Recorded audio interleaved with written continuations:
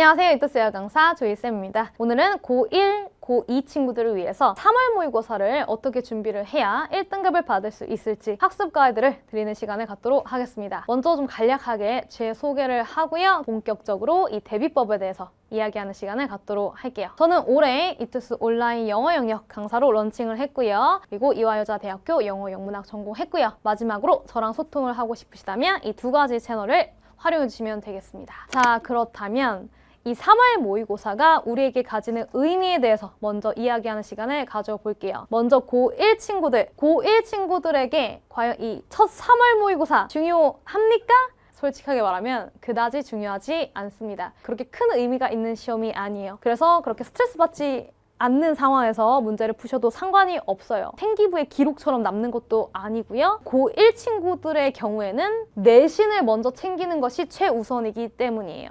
그럼 선생님 모의고사 볼 때 좀 자도 되나요? 절대 안 돼요. 왜 열심히 보셔야 하냐면 어쨌든 수능형 문제에 익숙해지시는 첫걸음이다 라고 볼 수 있잖아요. 지금부터 열심히 시험장에서 훈련을 해주셔야지 고2 때도 그 습관이 남아있는 것이고 고3 돼서도 그 습관이 남아있는 상태로 문제를 또 잘 풀 수가 있는 거예요. 실전 감각을 길러 놓으셔야겠죠? 자, 그렇다면 선생님 이 출제 범위는 어떻게 되나요? 자, 우리가 준비한다고 준비할 수 있는 그러한 범위가 아닙니다. 물론 교육청에서 이 3월 모의고사를 출제할 때 중학교 전 범위를 기반으로 출제를 하고 있다라고 하지만 시험장에서 보시면 아실 거예요. 모두 생소한 지문이에요. 우리가 교과서에서 봤던 그런 지문들이 아니다라고 보시면 돼요. 그래서 편안한 마음으로 최선을 다해서 내가 어느 정도 수능형의 문제를 잘 풀 수 있는지 한번 테스트해보는 시간을 갖도록 해주세요. 두 번째로 이제 2학년 친구들한테 이 3월 모의고사가 어떠한 의미를 갖고 있는지 이야기를 해볼게요. 고2에게 3월 모의고사는 고1 친구들에 비해서는 훨씬 중요해요. 고2 친구들 같은 경우에는 내신 플러스 수능 투 트랙으로 다 준비하는 학년이다 라고 보시면 되겠어요. 게다가 이 모의고사를 잘 보는 것이 왜 중요하냐. 내신 시험 범위로 출제되는 학교들이 거의 대다수라고 보시면 되겠고요. 내신 문제 중에서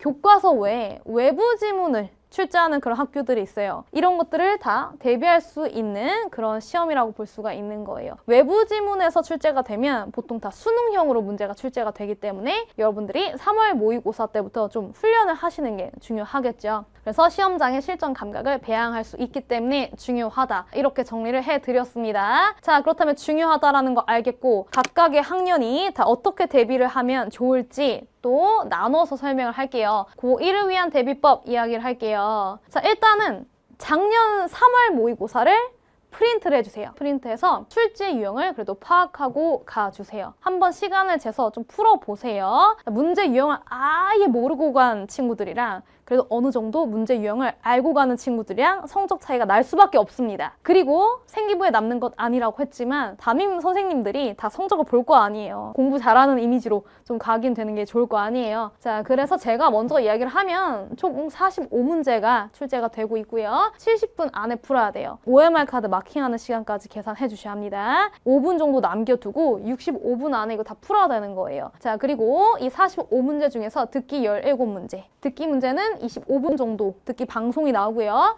그리고 독해는 나머지 28문제다라고 보시면 돼요. 우리 한번 계산해봐요. 45분 내외로 OMR 카드 체킹하는 시간까지 포함해서 문제를 풀어줘야 돼요. 결코 만만한 시험이 아닙니다. 우리가 여유 있게 풀다 보면 뒤에 다 찍고 내는 수가 있기 때문에 여러분들이 미리 한번 시간 내서 풀어보시고 가시기를 추천드립니다. 자, 그렇다면 고2 친구들을 위한 대비법도 말씀을 드릴게요. 수능이 점점 다가와지고 있잖아요.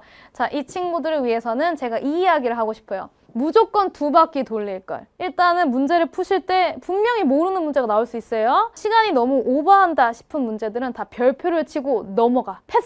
패스해요. 과감하게 패스를 해서 장문 독해까지 45번 끝 찍고 시간이 남아있는 상태로 별표 쳤던 문제를 2바퀴째 다시 점검하는 그런 식으로 시간을 관리하는 연습을 해주셔야 된다는 거예요. 그리고 듣기 문제 풀 때 최대한 집중할 것. 듣기 문제를 이제 빠르게 정답이 나온 경우에 답을 찍어놓고 바로 독해에 넘어가. 독해 넘어가고 빨리 풀다가 다시 듣기 이렇게 넘어오는 친구들이 있는데 그렇게 하다가 소중한 2점, 3점이 날아가는 수가 있어요. 그래서 듣기 문제 풀 때는 최대한 집중해서 듣기에만 온전히 매진할 것, 이렇게 좀 말씀을 드리고 싶습니다. 그리고 제가 시간 배분하는 그 요령을 좀 이야기를 해볼게요. 간혹가다 선생님 한 문제 몇 분 안에 풀어야 돼요? 이런 질문하는 친구들 굉장히 많거든요. 제가 정해드릴게요. 보통 노멀하게 한 문제를 1분 30초 안에 풀어야 된다라고 보시면 되겠습니다. 그런데 이 문제별로 난이도가 다르잖아요. 쉬운 문제, 심경 변화, 글의 목적 문제 같은 경우에는 30초 이내에 풀어주시면 되겠고요. 그리고 킬러 문제,